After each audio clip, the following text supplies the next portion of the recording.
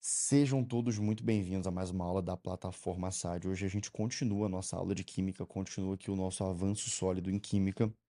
E a gente está dentro de atomística, só para deixar claro. A gente já fez bastante coisa, a gente já tem as bases ali de atomística sólidas. E agora a gente vai para um assunto que se chama distribuição eletrônica. Escuta bem o que eu vou falar, tá bom? Esse assunto de agora, ele não cai diretamente no Enem, ele não cai. Eu não, se cai assim, é uma coisa muito rara, muito difícil de cair. Só que o que acontece? Ele é obrigatório para você poder fazer coisas em química, para você poder entender matérias mais avançadas. Senão você sempre vai ter uma lacuna, se você não tiver esse assunto. Então, é por isso que a gente estuda ele. Então, eu realmente sugiro que vocês prestem bastante atenção e não fiquem com lacuna nesse assunto. Saibam realmente fazer tudo. Eu vou mostrar tudo que você precisa saber e eu vou dar o devido peso e a devida importância para cada coisa. Então, eu vou explicar para vocês o que que é mais importante, o que que é menos importante em distribuição eletrônica. Só que saber distribuição eletrônica facilita muito a sua vida em química. Então, por isso que você tem que saber. Então, agora, vamos começar aqui oficialmente a aula. Então, o assunto de hoje é esse aqui: distribuição eletrônica. De onde que a gente parte nesse caso? Bem, a gente já tem sólida aí a noção de que um átomo, né, no modelo atômico de Bohr, que é o modelo que de fato a gente usa, ele tem um núcleo denso e esse núcleo ele é cheio de massa e ele tem prótons. Então aqui a gente tem prótons no núcleo, que são partículas subatômicas que têm massa e têm carga positiva. E ainda tem também aqui dentro nêutrons. Isso aqui é normal, todo átomo é desse jeito. Porém, a gente tem a região da eletrosfera. A região da eletrosfera é a região onde ficam os elétrons. E em Rutherford ele só dizia isso. Ele falava, olha, os elétrons ficam na eletrosfera, dispersos, voando. E quando a gente chega em Bohr, ele já organiza isso. Ele fala, não, os elétrons eles ficam divididos em camadas. Cada camada tem os seus elétrons. E é nisso que a gente está agora. É isso que a gente vai estudar agora. Quando a gente olha para um átomo, a gente tem que saber dizer onde os elétrons dele vão estar, em que lugar os elétrons dele vão estar. Pedro, fala uma utilidade disso. Me diga uma utilidade disso, um momento em que isso vai ser muito útil, um momento em que isso poderia ser muito importante para mim. Tá bom, a maior utilidade que existe em você saber distribuição eletrônica é você ter mais sólido os conhecimentos acerca da camada de valência. A gente vai estudar muito o que é a camada de valência no próximo capítulo, que é o capítulo de ligações químicas. Mas a camada de valência é a última camada de elétrons do átomo, é a camada que está mais para fora dele. Essa camada de valência, ela é tudo, tudo quando se trata de um átomo fazer ligações com outra. E o átomo faz ligações com outro átomo o tempo todo. E quando ele faz ligações com outro átomo, ele usa justamente a camada de valência. É pela camada de valência que ele faz isso. O que é a camada de valência? É a camada de elétrons mais externa. É só isso. Camada de valência é a camada de elétrons mais externa. São os elétrons que mais estão para fora. Então, esses elétrons eles estão sempre muito disponíveis para transações, muito disponíveis para fazerem trocas. Seja para você receber elétrons na sua camada de valência, seja para você entregar elétrons, para você tirar elétrons da sua camada de valência. Então, essa já é a maior aplicação que existe dos conhecimentos de distribuição eletrônica, é a coisa mais importante. Então vamos lá. Primeiro pilar da distribuição eletrônica, primeiro conhecimento da distribuição eletrônica, saber que existem 7 camadas de elétrons. Você tem que ter isso sólido, então eu vou colocando aqui os postulados, tá? A gente tem 7 camadas de elétrons. Você pode dizer, então, que a eletrosfera se divide em 7 níveis, em 7 camadas. Sim. Pedro, eu posso chamar camadas de níveis tranquilamente? Sim. 7 camadas de elétrons são a mesma coisa do que 7 níveis de elétrons ou ainda do que 7 níveis eletrônicos. Vou até colocar aqui níveis eletrônicos também. Então, níveis eletrônicos. Então, o átomo ele tem no máximo 7 camadas de elétrons, no máximo 7 níveis eletrônicos. Pedro, isso quer dizer que todo átomo tem esses 7 níveis de elétrons? Não, não tem. O átomo tem que ter elétron o suficiente para isso acontecer. Então, tem átomo que só vai ter uma camada, tem átomo que só vai ter duas camadas. Eu vou pegar aqui uma foto da tabela periódica. Pronto, peguei aqui a tabela periódica. Então vamos nessa. Agora com a tabela periódica a aula vai fluir melhor. Então, quando a gente está falando de distribuição eletrônica, o nosso objetivo é esse, é fazer essa alocação dos elétrons de um átomo nas camadas dele. Isso é muito importante porque no final você vai saber quantos sobraram para você fazer trocas na camada de valência. E aí o que eu estava dizendo é o seguinte, que existem 7 camadas de elétrons, barra 7 níveis eletrônicos. Os nomes dessas 7 camadas de elétrons são os seguintes, ó. Camada K, L, M, N, O, P, Q. Então temos aqui essas 7 camadas. Uma coisa importante a ser dita sobre essas 7 camadas. Em geral, quanto mais interna, olha só, quanto mais interna é a camada, menos energética ela é. E aqui, galera, é bem importante deixar claro o seguinte: ser menos energética não significa necessariamente que a camada tenha menos elétrons. Não tem a ver com isso, não é isso que eu quero dizer. A camada, às vezes, ela pode ter mais elétrons ou menos elétrons. Ser mais energética quer dizer realmente ter mais energia nela. Então, quando uma camada está muito próxima do núcleo, ela não é uma camada tão energética. Mas quanto mais longe do núcleo ela fica, mais energética ela fica. Por quê? Porque é difícil ficar longe do núcleo. Para ela, o núcleo é positivo e a eletrosfera é negativa. Então, o núcleo está sempre puxando esses elétrons. Se a camada está conseguindo ficar longe, se você conseguiu pegar um elétron e botar longe do núcleo, esse elétron ele vai estar com muita vontade de voltar. Ele vai estar com muita energia acumulada. Ele vai estar sofrendo muita pressão para voltar.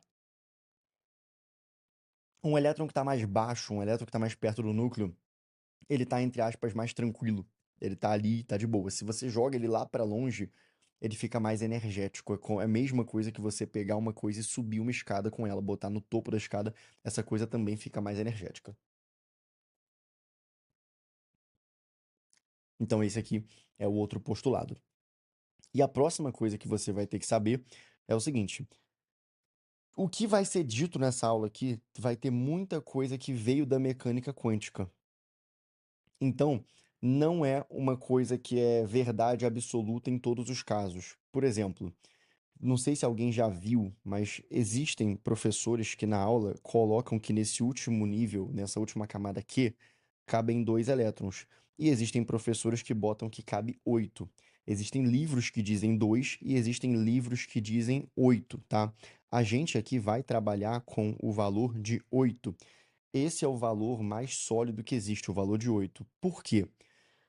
A tabela periódica e os modelos da tabela periódica, eles são feitos para comportar todos os átomos que ainda vão ser descobertos e que ainda vão ser sintetizados, porque tem muitos e muitos e muitos elementos, muitos átomos que eles são criados em laboratório. Então, existem vários átomos, vários elementos que não foram descobertos ainda. Então, por isso que a gente trabalha com 8. Quem coloca 2 aqui é justamente por quê? Porque também tem vários átomos que a maioria esmagadora termina com 2 mesmo, então a gente não vê a última camada passando de 2, e aí tem muito professor que costuma colocar 2 por causa disso, porque a última camada, teoricamente, ela não. Aliás, teoricamente não, na prática ela não passa de 2, mas teoricamente ela passa. Então, qual que é o valor mais moderno? Qual que é o valor mais aceito? É 8. O valor mais aceito aqui para a última camada é 8, então é isso que eu queria já passar para vocês, que nessa aula aqui eu vou usar essas perspectivas mais modernas. Agora, pode ser que em algum lugar, em algum exercício, apareça 2. E também não está errado, porque na prática o que a gente vê é 2. Mas 8 é o valor teórico que vem das teorias mais modernas da mecânica quântica, que a gente sabe que daqui a pouco a gente vai descobrir novos átomos que têm 8 na última camada. Então, por isso que a gente faz isso. E agora vem outro ponto. Eu falei dessas 7 camadas aqui, a gente preenche ela com elétron. Então, Pedro, você está querendo dizer que o nome dessas camadas aqui, por exemplo, tá vendo essa primeira camada aqui, que ela tá pertinho do núcleo? Você quer dizer que o nome dela seria a camada K. É exatamente isso que eu quero dizer, que o nome dela seria esse, camada K. Essa segunda aqui, é nessa sequência aqui que eu tenho que seguir, K, L, M, N, O, P, Q. Sim, é nessa sequência aqui. Então, essa segunda aqui seria a camada L. Essa terceira aqui seria a camada M. Perfeito, é isso mesmo. E você tem que saber quantos elétrons você consegue guardar em cada uma delas, como é que funciona a distribuição eletrônica. Só que antes ainda de proceder para isso, você precisa conhecer uma coisa chamada subnível. Então, uma coisa são as camadas, você já conhece as 7 camadas. Agora você precisa conhecer uma coisa chamada subnível. Então, o que que é subnível? É como se fosse um espaço dentro de cada camada. Então, isso que é subnível. O que que é subnível eletrônico? São espaços dentro de uma camada. Então não é como se a camada K ela é só a camada K. Não. Dentro da camada K, você tem ainda espaços, subespaços, subcamadas, subníveis, também chamados na verdade, chamados disso mesmo, subcamadas, subníveis, esses são os nomes, tá? E aí agora vamos investigar aqui os 4 subníveis eletrônicos. Existe o subnível eletrônico S, existe o subnível P, existe o D e existe o F. Então, isso aqui estaria dentro das camadas. Cada camada dessa aqui, ela poderia ter esses 4 subníveis dentro dela, mas você vai ver que não tem. Nem todas têm os 4. Então, são várias complexidades nessa matéria, só que se você for organizando o pensamento, você não se perde. Então, Pedro, agora me responde: quantos elétrons cabem em cada uma dessas camadas? Cara, eu posso te responder quantos elétrons cabem nessas camadas aqui. Só que você, para chegar nessa resposta por conta própria, você precisaria primeiro saber quantos elétrons cabem nas subcamadas. Porque é com as subcamadas que você monta as camadas maiores. Entende? Então eu vou começar por aqui. Quantos elétrons cabem em cada subcamada, em cada subnível? Começa colocando um número 2 aqui e agora você cresce de 4 em 4. Botou 2, adiciona mais 4, você vai para o 6. Adiciona mais 4, você vai para o 10. Adiciona mais 4, você vai para o 14. Outra forma da gente visualizar. Não, não tem outra forma. Eu estou tentando pensar aqui em outras explicações, mas não tem outra explicação. É isso mesmo. SPDF. Uma coisa que me ajudou a lembrar disso na primeira vez que eu vi é, é um macete que eu acho meio feio, mas eu vou falar só para ajudar a galera a lembrar, que é sepultura para defunto fresco. Então é um mnemônico, né? É meio zoado, mas é isso. Sepultura para. Sepultura, né? O lugar onde você coloca um cadáver. Então, sepultura para defunto fresco. SPDF. Se você perguntar, mas Pedro, por que que existe SPDF? O que que é SPDF? Tô falando isso é só na mecânica quântica que você conseguiria aprender. Não tem como aprender de fato isso no ensino médio. Isso não é cobrado em nenhum lugar, entendeu? Isso é nome de subnível quântico. Então seria Sharp, principal. Eu nem lembro os outros porque isso é matéria mesmo de ensino superior de química. É, então, não se preocupe com isso, só se preocupe que dentro das camadas você pode ter esse SPDF. Certo. O que que quer dizer esse S e que você colocou 2 aqui? Quer dizer que num subnível S cabem 2 elétrons.